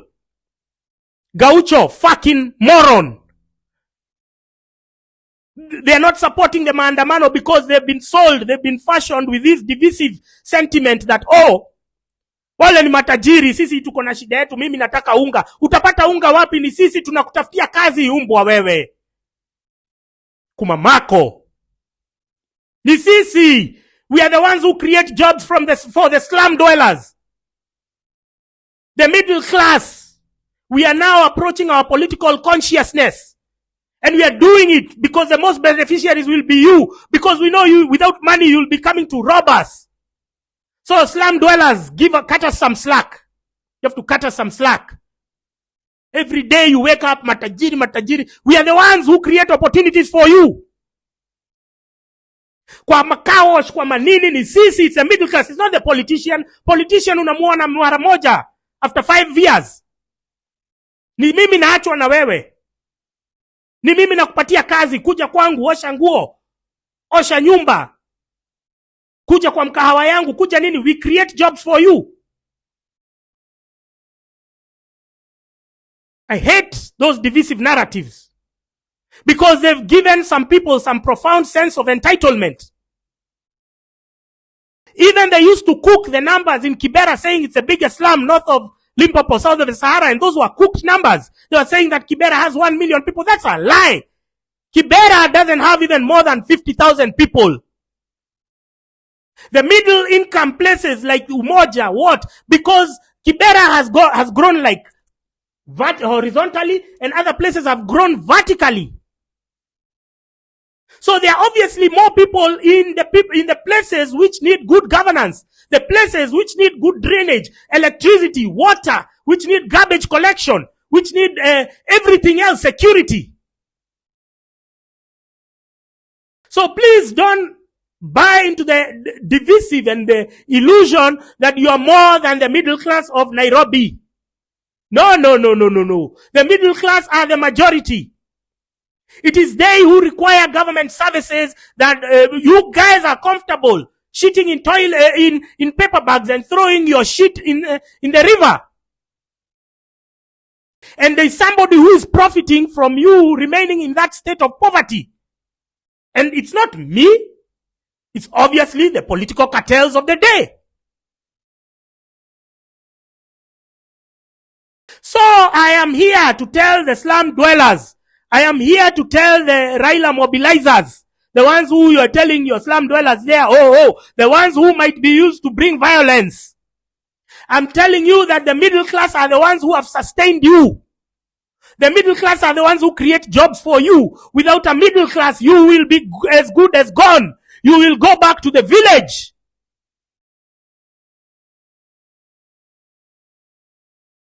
You will be singing almost 1 hour. Acha hiyo kiburi uko nayo mkiwa na gaucho hapo. The middle class, we are the people who have sustained you in Nairobi. Mtuheshimu, respect. Put some respect on my name. Nisi tumekuweka hii Nairobi, sio Raila. Raila will give you handouts today, next time unamuona ni after 3 months. Ule mtu amekuajiri, uko hapo jua kali, unatengeneza vitu, ni middle class atakuja anunue hapo. You are supposed to be protecting the middle class with your lives. Because the politicians come to divide you, telling you those people are matajiri. Because matajiri nini? Mtu anaishi apartment, huyo ni tajiri wa aina gani? Middle class akipata mshahara yake anakuandika kazi, anakuja kwako hapo, uko jua kali, uko Landis Road, sijui unatengeneza nini, anakuja uko kule nini Grogon, gari yako imeharibika, anakuja unatengeneza. Hao ndio wamekuweka Nairobi, sio wanasiasa wewe umbwa. Moshwanawa, Gaucho, motherfuckers. Amjaekwa Nairobi na wanasiasa, mumeekwa na middle class ya Nairobi. They are the people, the working class. They are the people who keep you in business. They are the people who have sustained you in Nairobi. Siku na the middle class is being systematically destroyed by the government. Ukiangalia sasa paycheck ya mtu anafanya kazi inakatwa 49% na watu yenye hata hawatumii hata kununua madawa kwa hospitali, ama kutengeneza barabara, ama kuweka street lights, ama kufanya nini kwa mashule. They are not using it. Yote inaenda nje, yote inaibiwa, inaenda nje. Na wewe unaenda kudanganya wenzako, mnaimbia hapo, mnashinda hapo, mmeimbia. No! You fucking slum dwellers should be protecting, not going to rob. You should be protecting the middle class, because a vibrant middle class will mean you have jobs and you lift yourself. We can eradicate poverty like China. China have eradicated poverty within 30 years. We can do the same. You will forget using those flying toilets in your life. You'll never use them again. You'll have running water. You'll have electricity. You cannot live like cows. You cannot live like animals forever. We have an objective. And we can do it collectively. By you not falling and taking the bait of politicians, the divisive sentiment, the cheap and empty rhetoric. You exist because of the working class. Hata ukiwa umefungua kibanda inakaa aje, it's the working class that sustains you. Enda Kawangware, enda wapi, enda nini, au ma mechanics wote wako huko. Wameanza kufunga moja kwa moja. Kwa sababu nini? Because the government is coming for the middle class. They want our money. And directly what I used to spend on my car, on my what, on my food, on my what, inaisha, inaenda ikipungua. Sasa wewe unajiona unapata shida, lakini badala ya kutathmini mwanzo wa hii shida, wewe unaenda kusikiza siasa ya ugawanyishi, siasa ya watu kugawanyishwa, siasa ya upumbavu, siasa ya Raila Odinga. Told you, Raila Odinga is an aging orangutan and a senile old bastard. He has nothing new to offer. He has nothing good for this country. He's a spent cartridge. He's a used condom. He's the worst leader. He's the worst nightmare to have ever happened to Kenya. If Raila was not born, if Raila's parents, if we gave Jaramogi a condom so that Raila cannot be born, we would be a first world country by now.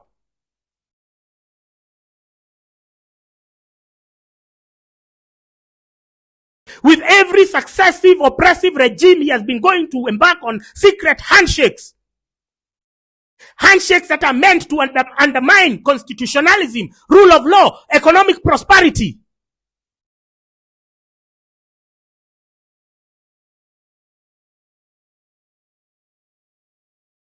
And you want us to venerate him. You want us to glorify him. You want us to call him the making of an African statesman. That's why he's being foisted to AU, because they think he has the credentials. Siasa hizo za ukabila na ugawanyishaji.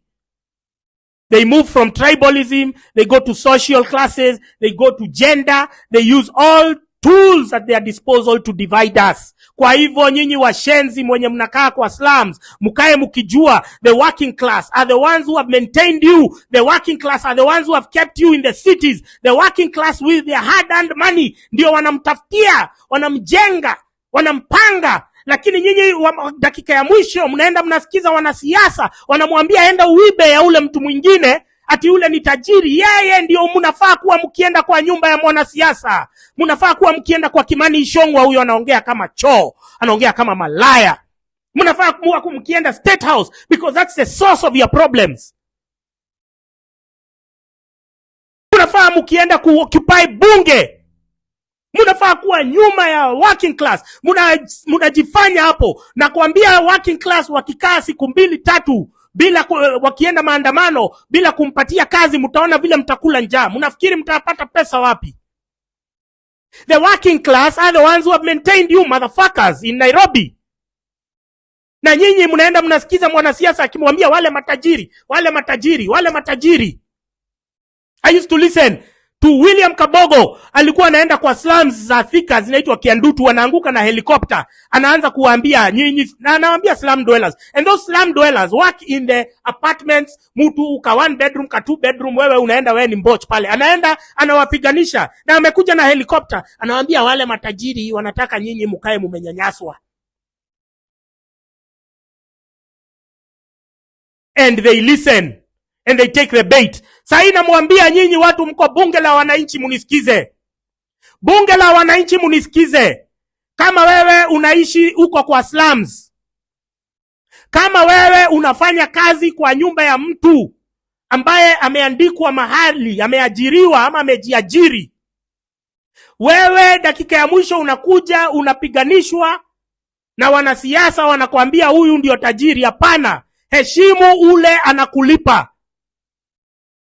Ule mwenye anakupatia pesa kila siku, kila mwezi, heshimu huyo mtu. Hii pesa yenye tunapata sio rahisi. Mimi nakuambia kuja, wewe you'll be my gardener, you'll be my nini. Wewe ni wewe utakuwa kazi kwangu, wewe ni wewe na kuweka watchman kwa duka yangu wewe. Hayo pesa haikuji rahisi. Kwa hivyo wewe kusimama hapo kusema ati wale taking the bait of politicians, uko na upungufu wa akili. Akili yako ni mavi peke yake, hauna akili wewe umbwa. Muheshimu the middle class. Muheshimu the working class.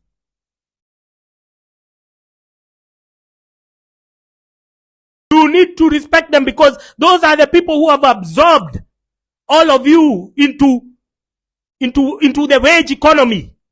Unapata hela yako unaweza kununua unga. Heshimu ule mtu amekuandika, ameandika mwenzako. However big or small their circumstance is. Hata huyo mtu ako na kanyumba kamoja ka bed sitter na anakuita umuoshe nguo, wewe ni mama fua. Wewe ni mama fua, anakuita umuoshe nguo mara 2 kwa wiki. Unakuja unamuoshea na kupatia 600, 1000. Unaenda kwa mwingine hivyo. Heshimu huyo anakupatia hela. Anyone who is giving you money like this on a consistent basis, if you are a slum dweller, you need to respect that person. Sio kusikiza mwanasiasa anakuja hapo anakuambia sijui wale watu wanaishi kileleshwa, wale ni matajiri. Matajiri wa wapi? Mtu anaishi kwa nyumba atakuwa tajiri aje? Hao wako kwa huko Muthaiga, wako na acres in Muthaiga, in Karen na wapi, na anakuja kukwambia mtu anaishi kwa 3 bedroom, 2 bedroom, 1 bedroom ati huyo ni tajiri. Na wewe unasikia this guy ako kwa acres in the city. In the city mtu wako na eka moja. Na anakichukua microphone hapo anakuambia wale matajiri kwa sababu mtu anaishi kwa 1 bedroom, 2 bedroom. Muache hiyo upuzi. Slum dwellers.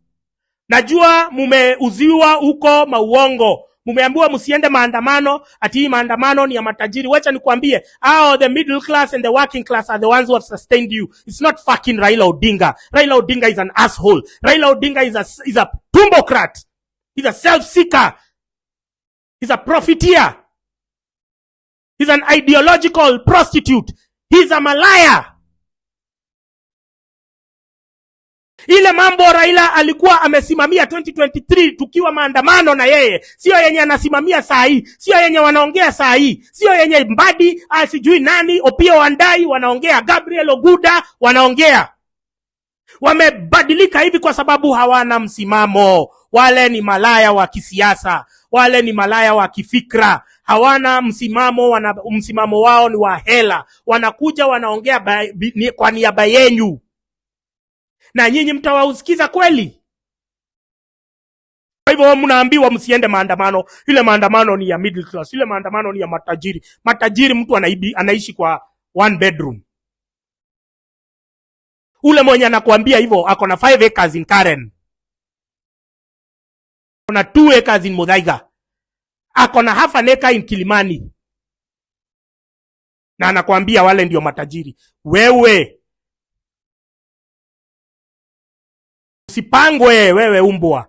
Nimekuambia uheshimu the people who pay you. Uko kwa car wash, ule mtu anakujanga hapo, anakuachia ufunguo ya gari, anakuambia osha. Over and above, you know the middle class are very amazing people in the working class. Over and above, yeye kulipa, umemuoshea. Over and above, yeye kulipa ile pesa imeandikwa pale. Kuosha gari ni 500, anakupatia hiyo 500. 1,000. Over and above that, anakupatia 100 ya chai. Heshimu huyo mtu wewe. Respect that motherfucker. That guy is your God. Huyo ni Mungu wako. You respect him. Oha. Msichana amekuja hapo, amekuachia gari yake Mazda, uioshe vizuri, unamfanyia kazi vizuri, over and above kulipa ile bei amekuja kulipa yenye itakufanya ukae kwa kazi, anakugonga so 2. Sababu mademu wana tip juu, they are heavy tippers. Anakugonga so 2 juu. Huyo ni Mungu wako. Unamuona hivi unasema yes sir. Ukimuona ako maandamano unafaa ujiulize, huyu mtu sio mwenda wazimu. Huyu ni mtu mwenye ameniweka kazini. Huyu ni customer wangu. Huyu ni boss wangu na amefunga kazi, amesema twende maandamano. Mbona mimi nisikize Raila akiniambia nisiende maandamano? Nimewahi kula kitu ya Raila. Uliza akina Omosh Omosh hata hana gari ya kupeleka. Na amekuwa hapo he's been sucking Raila's dick for the last 2-3 years using that bunge la Mwananchi. Gaucho ameenda akaingia kwa nyumba ya Raila, akaambiwa aingie hapo kwa bar, akabeba tu whisky amepewa za sare, akaenda kuzieka kwake kuonyeshana ati vile yako na pombe za nini. Sasa hiyo pombe yenye unaoneshana unatisha nani? Hiyo ni yako, na hakuna hiyo pombe, hakuna venye utaenda utapike ati watoto wako wakunywe, ama ukojoe ikue maziwa watoto wako wakunywe. The working class are the ones who have sustained the slum dwellers and the people of the low income residentials. Now number 2, nyinyi sio majority, you are just many concentrated in one area. But other people wako stretched out na nyumba zao zimegrow vertically. So mkiona hao wakienda maandamano, mtu akuje akwambie enda upige biashara yao, ujiulize, without the working class wewe utaenda wapi? Utarudi Ocha. Rudi Ocha upigwe na shida huko. Kae mahali hata hakuna network, hata uwezi ona ma TikTok kwa sababu hata hakuna network ya simu. Muheshimu the working class. Hizi propaganda mnakujanga mnapewa na wanasiasa dakika ya mwisho na mnaingia box. Mtu mmekuwa mmekaa na yeye, mtu amekuwa anakufanyia kazi, unaenda unamvamia, unaenda unamuibia. Heshimu. Na tunataka sasa working class, tunataka opportunities zikuwe expanded so that we can lift people out of poverty. It is possible. Nakwambia China have eliminated poverty within 30 years. Mbona usiamini eti Kenya tuko na hiyo potential? Tuko nayo, tunaweza, tutafanya. Kama mtu join ama mtu situjoin tutafanya. Lakini kile mtafanya, what you will do ni mtatuheshimu. You are going to respect the working class because we maintain you. We sustain you. Utatuheshimu. Sisi ndio tumemweka Nairobi, sisi ndio customer, sisi ndio tunampatia kazi, sisi ndio everything about you. Sio mwanasiasa. Kwa hivyo Monday 6th of January It's a public holiday. Fungua kazi. Lakini magoons wale wanaletwa na serikali, Mungiki wakiletwa, Maina Jenga akiletwa, na Kithiki Kindure na Ruto, usikuje kusema ni maandamano au ni goons. Mimi sina haja ya kuiba bullshit yako kwa duka.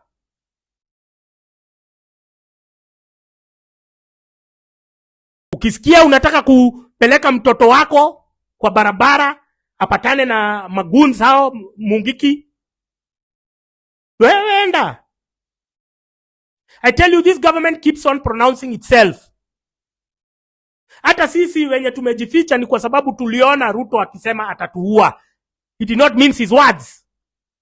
Sasa wewe ukisikia hivyo si unajificha? Haya, leo umeona gazeti ya Nation ambayo is a mouthpiece of the government. Leo wameweka Maina Jenga on the front page. Mimi hawajawahi niweka, the way I have profound things to say. Hawajawahi niweka, lakini wameweka goon, the head of the goons in Kenya, wamemweka hapo. That's a signal from the government saying that they are going to unleash goons and violence on businesses. They are going to embark on looting and vandalism. So will you open your shop on Monday? If you choose, if you elect to open, that's your shit.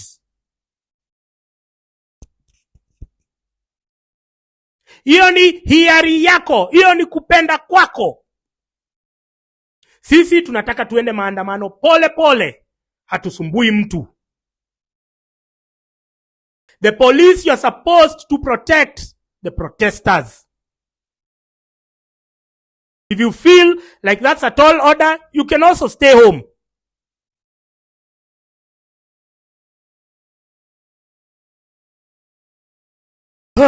Santeni sana, naona ni saa 3. Santeni sana. Mungu awabariki. Kesho tunafanya ya mwisho tukijitayarisha maandamano. Let's be on. Thank you to the TikTokers who are sharing this live stream. Thank you to everyone who tuned in. I can see we topped at 13,000 today. Thank you. May God bless you. Get ready to step into your light. You are ordained. You are chosen.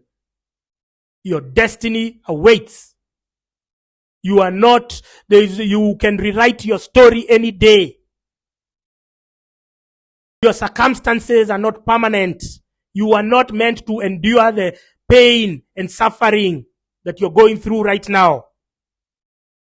You're not meant to endure the strife, the anxiety, the constant hopelessness brought about by the political rhetoric by the likes of Kimani Ichung'wah and Amason Kingi. Amason Kingi amekula Kilifi yote na malaya. Pesa yote akapea malaya. Kingi, wewe unakuja unafungua mdomo wako, Senate Speaker, na pesa yote ya Kilifi. Hakuna hata hospitali moja ulijenga. Hakuna hata shule moja ulijenga. Sijui 120 billion yote ulikula na malaya. Hauna haja. Wewe mzee, nyamaza mahali unatuona wewe. Usitubebe ujinga. Don't take our silence for weakness. Don't take our silence for consent. Amason Kingi, you need to shut the fuck up. Fucking asshole. Good night, guys.